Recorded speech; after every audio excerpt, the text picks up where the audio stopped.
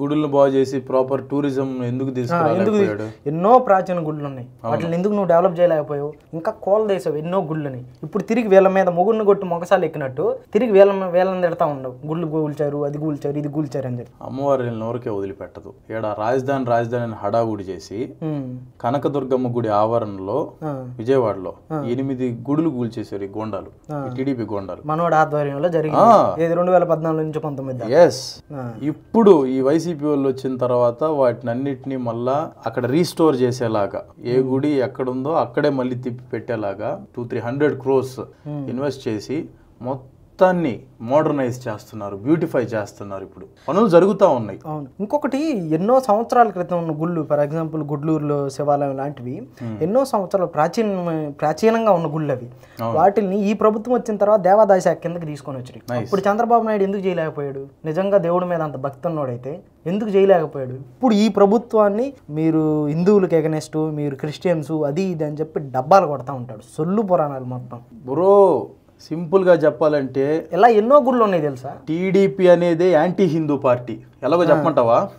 నేను వెట్టుగా చూపిస్తా. ఒక్క బ్రాహ్మణ్ ఎమ్మెల్యే ఉంటాడేమో చూడు చరిత్రలో, టీడీపీ హిస్టరీలో ఒక్క బ్రాహ్మణ్ ఎమ్మెల్యే ఉండడు. They are anti Brahmins, anti Hindus. కానీ బయటికి మాత్రం ఏదో వీళ్ళే అంతా అన్నట్టు ప్రొజెక్ట్ చేసుకుంటారు. కానీ వాస్తవంగా చెప్పాలంటే హిందూ సాంప్రదాయాలకి తూట్లు పొడిచింది, వ్యతిరేకించింది, బ్రాహ్మణుల్ని నాశనం చేసింది, వాళ్ళ జీవితాలని, వాళ్ళ ఉద్యోగాల్ని. నువ్వు చరిత్ర చూస్తే వాళ్ళ ల్యాండ్స్ ని, దేవాదాయ శాఖ ల్యాండ్స్ ని, వీటన్నిటిని తూట్లు పొడిచింది టీడీపీ పార్టీ. అందులో భాగంగానే ఒక బ్రాహ్మిన్ జర్నలిస్ట్ పింగళ దశరథరాం ఈ టీడీపీ పార్టీ మీద రివోల్ట్ అయ్యి అసలుకి ఇంక ఏ రేంజ్ లో వర్క్ చేసేవాడంటే ఉన్నయన్ని బయట పెట్టేవాడు.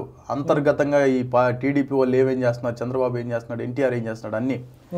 అందులో భాగంగానే ఈ కారంచేడు సంఘటన ఏదైతే దళితులు ఇల్లు ఓచకోత కోసారో చంపారు కదా, మామూలుగా కాదు. అవన్నీ రికార్డ్ చేసుకొని వస్తుంటే విజయవాడలో బ్రాహ్మణుడు అని కూడా చూడకుండా ఎమ్మడబడి నరికి చంపారు. వీళ్ళు మళ్ళా హిందూ సాంప్రదాయాల గురించి మాట్లాడతారు. కనీసం హారతి తీసుకునేటప్పుడు షూస్ ఎప్పుడు. నేను చెప్తున్నా కదా, బ్రాహ్మిన్స్ లేకపోతే నాకు తెలిసి ఈ హిందూ ధర్మ ఆచారాలు, సనాతన ధర్మాల గురించి జనాల్లోకి ఇంత విస్తృతంగా వెళ్ళేవి కావు. ఆ నాలెడ్జ్ అనేది వెళ్ళుండేది కాదు, గుడులకు సంబంధించి కానీ ఏమైనా కానీ. అట్లాంటిది బ్రాహ్మణుల్ని నానా రకాలుగా హింసించి వాళ్ళకి ఉద్యోగాలు, ల్యాండ్స్ అన్ని టార్గెట్ చేసి అంత దారుణంగా చేశారు వీళ్ళు టీడీపీ వాళ్ళు. ఈ రకంగా చేస్తే వాళ్ళు జగన్ వచ్చిన తర్వాత నిరాశి వ్యవస్థ ఏదైతే బ్రాహ్మిన్స్ వారసత్వాలు ఉంటాయి చూసావా, తండ్రి మరణిస్తే కొడుకు మళ్ళా సేమ్ అదే పొజిషన్కి వెళ్ళి అక్కడ లోపల పూజలు చేశాడు. ఇది మళ్ళా రీస్టోర్ చేశాడు. అంతకుముందు తీసేశారు వీళ్ళు కావాలని తీసేశారు. ఆ జాబులు కూడా కొడదామని. వెంకీ సినిమాలో చూడాల జగదాంబ చౌదరి అని ఒక ఆయన ఉంటాడు. ఇదంతా ఏందనంటే ఇండైరెక్ట్ గా అవన్నీ తీసుకొచ్చి చూపించారు మనకు ఆ సినిమాల్లో. మనకి డైరెక్ట్ గా చెప్పరు కదా వాళ్ళు. డైరెక్ట్ గా ఈ బ్రాహ్మిన్స్ ఏ రకంగా ఎల్లో మీడియా కానివ్వండి, టీడీపీ వాళ్ళు ఏ రకంగా టార్గెట్ చేసి వాళ్ళని ఇబ్బంది పెట్టారనేది. కానీ దురదృష్టం ఏంటంటే రాను మీడియా అంతా వీళ్ళ చేతుల్లో పెట్టుకునేసరికి ఇవన్నీ బయటికి ప్రచారం కాక హైడ్ అయిపోయింది. ఈ జనరేషన్ బ్రాహ్మిన్స్ ఉంటారు చూసారు పిల్లలు, వాళ్ళకి తెలియవు. ప్రీవియస్ గా ఏం జరిగినాయో తెలియవు, దాని గురించి మాట్లాడలేరు. వీళ్ళు టీడీపీ వాళ్ళు ఏదైతే మీడియాలో చూపిస్తుంటారో అయ్యే నిజం అనుకొని వాళ్ళ మాటలకి అంటూ ఉంటారు. నువ్వు కావాలంటే ఎవరినన్నా కొంచెం చరిత్ర తెలిసిన బ్రాహ్మణుల్ని ఎవరినన్నా కదిలిచ్చి అడుగు, ఈ టీడీపీ వాళ్ళకి సంబంధించి ఏ రకంగా బ్రాహ్మిన్స్ వీళ్ళు నాశనం చేశారో నీకు వాళ్ళే మొత్తం డీటెయిల్డ్. నాకు ఇప్పుడు నేను చెప్పేది, నాకు చెప్పింది కూడా ఒక బ్రాహ్మణ. ఇంకో విచిత్రం ఏం తెలుసా, అయ్యా మా జీవితాలు నాశనం చేశారు, నీకు అవకాశం వస్తే ఆడన్నా చెప్పయ్యా అంటే ఇప్పుడు నేను చెప్తున్నా ఇట్లా. ఇంకో విషయం తెలుసా, చంద్రబాబు నాయుడు రామోజీరావు కాడికి వెళ్ళేటప్పుడన్నా షూస్ ఇస్తాడు, కానీ దేవుడి దగ్గర పూజలు చేసేటప్పుడు, హోమాలు చేసేటప్పుడు షూ ఇప్పడు. ఒక రామోజీరావుని కలవటానికి లోపలికి వెళ్ళేటప్పుడు షూ ఎప్ప తీసుకెళ్తాడు. హారతి షూ మీదే తీసుకుంటాడు, ప్రసాదం షూ మీదే తింటుంటాడు. ఎందుకంటావు? అహంకారం. ఏ అహంకారం? కులాహంకారం అంటే లెక్కలేంతనం. దేవుడు అంటే లెక్కలేంతనం. అది ఇందాక అనుకున్నట్టు నేనే ఇవన్నీ సృష్టించా అన్నట్టు మాట్లాడుతున్నారు కదా. అంటే ఆయనకు ఆయనే దేవుడు అనుకుంటాడు. He's dominating Brahmadeva. అదేదో తాడి చెట్టు మీద కాకి వాడటం వల్లే తాటికాయ పడింది అన్న సామెత మాదిరిగా చేసిందేమో ఈ పివి నరసింహారావు, ఇంకా ఈయన కోట్ల విజయ్ భాస్కర్ రెడ్డి, వీళ్ళందరితో పాటు ఈ తర్వాత అబ్దుల్ కలాం గారి ఆ విజనరీ, ఆయన యొక్క సజెషన్స్, నుంచి వీళ్ళ సలహా సూచనలు కానీ ఇవి కూడా చాలా కీలక పాత్ర పోషించాయి. ఎందుకంటే వాళ్ళు ప్రైమ్ మినిస్టర్, ప్రెసిడెంట్స్ లెవెల్లో ఉన్నప్పుడు సచ్చినట్టు ఫాలో అవ్వాలి. వాళ్ళు ఏదన్నా ఇంజెక్ట్ చేస్తుంటే కంట్రీకి, అందులో భాగంగా ఏదో వస్తే నేనే అంతా చేశాను, నాదే, నేనే సృష్టించా, అసలు బ్రహ్మదేవుడిని నేను, ఆ టైప్ లో వెళ్ళిపోతాను. ఎవరిని చూపిరు వాళ్ళు. బయటోడు ఎవడైనా ఏదైనా చేసున్నా కానీ అది పూర్తిగా సప్రెస్ చేసి, హైడ్ చేసి, ఇదిగో మొత్తం నేనే అని ముందుకు వచ్చేసి మొత్తం నాదే, నేనే చేశాను, నేనే అసలు ఈ సృష్టికర్తనని చెప్పుకుంటూ ఉంటారు. కానీ జనాలకి తెలియాలి, ఖచ్చితంగా తెలుస్తాయి. జనాలు అంత ఎదవలేం కాదు. కానీ ఆంధ్రప్రదేశ్లో ఈ సోషల్ మీడియా పుణ్యమా అని ఇప్పుడు అంతా బయటికి వెళ్తుంది.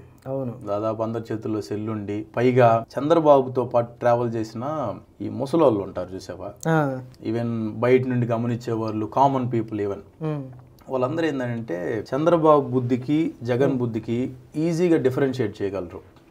సింపుల్. చంద్రబాబు అనే వ్యక్తి ఏమీ చేయలేకపోయినా గానీ అన్ని నేనే చేశా అన్నట్టు డబ్బా కొట్టుకుంటాడు. నెంబర్ 1. నెంబర్ 2, క్రెడిబిలిటీ లేదు, మాట ఇస్తే తప్పుతాడు అనేది కూడా అందరిలో బాగా అది ఎక్స్పీరియన్స్ చేస్తున్నారు, అనుభవించున్నారు, ఇబ్బంది పడి ఉన్నారు. కాబట్టి చంద్రబాబుని ఎవరు నమ్మరు. వేరాజ్ జగన్ ఒక మాట మీద ఉంటాడు. ఇచ్చిన 5 ఏళ్ల అవకాశంలో కూడా తన మాట నిలబెట్టుకున్నాడు. అన్ని చెప్పినన్ని చేసి చూపించాడు. కిందో మేదో ఏదో ఒకటి ఎట్టయినా బొల్లాడైనా సరే. కరోనా 2 సంవత్సరాలు నాశనం అయిపోయింది. అసలు ఊహించను కూడా ఊహించుండ్రు. ఎంత దెబ్బ పడినా కానీ కాముగా అదే స్మైలు, అదే నార్మల్ గా నాకే కష్టం లేదన్నట్టు కూల్గా భగవంతుని నమ్మకం చేసుకుంటూ వెళ్ళిపోయాడు. మొన్న నెల్లూరు ఆయన చెప్తున్నాడు, చంద్రబాబు గనక ఉండుంటే దాదాపు 90% పేదలు చచ్చిపోయి ఉండేవాళ్ళంట. నేనేం చేసేది, అది రాష్ట్రం, అది మన చేతుల్లో లేదు కరోనా అనేది, నేనేం చేయమంటావు అంటాడు. అయినా అసలు కరోనా టైంలో యాడున్నాడు తెలుసా? మన రాష్ట్రంలో కూడా లేడు. హైదరాబాద్ లో ఫ్యామిలీ అంతా ఫామ్ హౌస్ లో కూర్చొని మంచిగా చేసుకొని తిని పడుకొని నిద్రపోతున్నారు. వాళ్ళ సౌకర్యం వరకు వాళ్ళు చూసుకొని, ఎవడిని కలవాలా, ఎవడి గురించి ఆలోచించాల. మళ్ళీ పెద్ద విజనరీ. దేనికి విజనరీ? వాళ్ళ కొడుకు భవిష్యత్తుకు విజనరీ, వాళ్ళ మనవడి భవిష్యత్తుకి విజనరీ, వాళ్ళ ఫ్యామిలీ గ్రోత్కి విజనరీ. కానీ రాష్ట్రానికి కానీ రాష్ట్ర ప్రజలకు కానీ ఆయన విజనరీ కాదు. కానీ పొరపాటున వాళ్ళు ఏదో వాళ్ళ ఫ్యామిలీ విజనరీ కోసం ఆయన ఆలోచిస్తుంటే దాన్ని చూసి రాష్ట్రానికి అంటగడ